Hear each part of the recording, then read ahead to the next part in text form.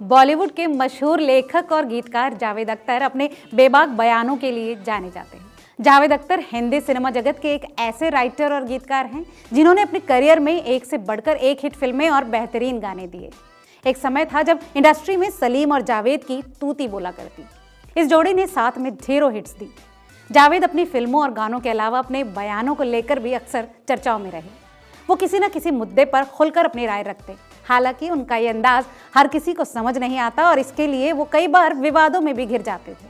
हाल ही में दिए अपने एक इंटरव्यू में जावेद अख्तर ने बताया कि जब देश में राम मंदिर आंदोलन चरम पर था, उस वक्त उन्हें शाहरुख खान स्टारर फिल्म स्वदेश के लिए रामलीला वाले सीन के लिए रावण और सीता पर एक गाना लिखना था। ऐसे में उनके सामने एक बहुत बड़ी चुनौती थी, क्योंकि अगर वो थोड़ी भी चूक करते तो काफी बवाल हो सकता था।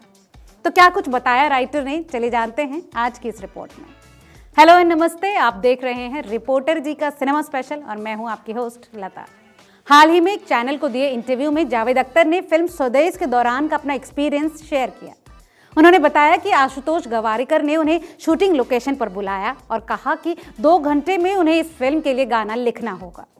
ए.आर. रहमान 1 महीने के लिए बाहर जा रहे थे और जावेद से कहा गया था कि ये गाना जल्द से जल्द रिकॉर्ड होना है, इसलिए उन्हें कम समय में ही गाना पूरा करना होगा।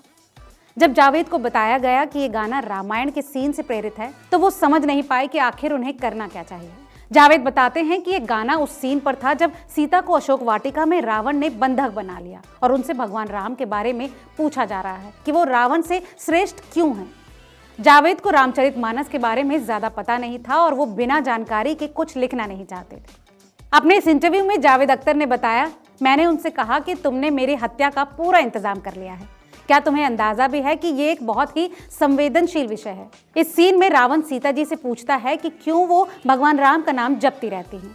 उसके जवाब में सीता मैया ने उन्हें बताया कि भगवान राम उनसे श्रेष्ठ व्यक्ति क्यों हैं। आप मुझसे ये गीत लिखने को कह रहे हैं।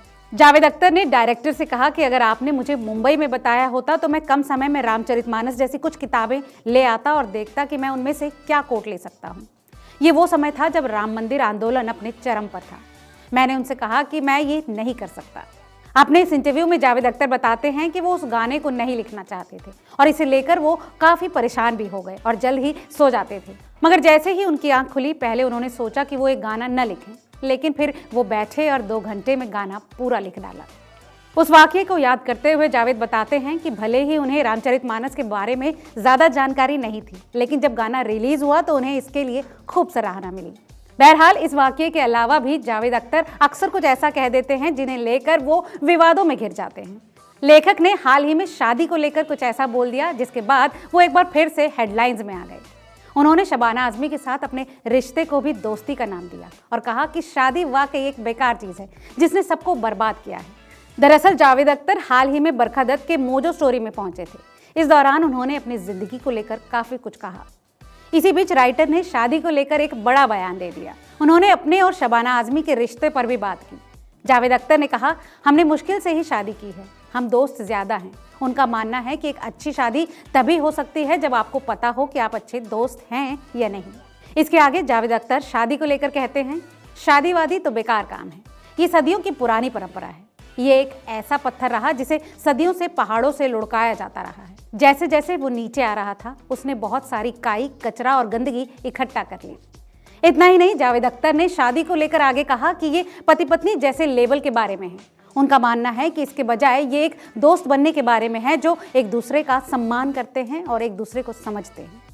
वो आगे कहते हैं कि पति पत्नी शब्द के कई अलग अलग अर्थ हैं। राइटर का मानना है कि 2 लोग, चाहे उनका जेंडर कुछ भी हो, वो एक साथ कैसे भी खुश रह सकते हैं। इसे आपसी सम्मान की ज़रूरत है, इस पर आपसी विचार की ज़रूरत है और एक दूसरे को स्पेस देने की ज़रूरत है। अपने इस इंटरव्यू में जावेद अख्तर ने आगे रिलेशनशिप में भागीदारी को लेकर भी बात की। उन्होंने कहा कि सभी को ये समझने की ज़रूरत है कि हर किसी की अपनी महत्वाकांक्षाएं और सपने होते हैं। दोनों को समान आगे बढ़ने का अधिकार है। सभी को ये समझना होगा कि सामने वाला भी इंसान है जिसकी अपनी महत्वाकांक्षाएं और सपने हैं। जावेद आगे कहते हैं कि सम्मान के बिना प्यार प्यार नहीं है। उनका मानना है कि एक स्वतंत्र महिला के साथ रहना आसान नहीं होता।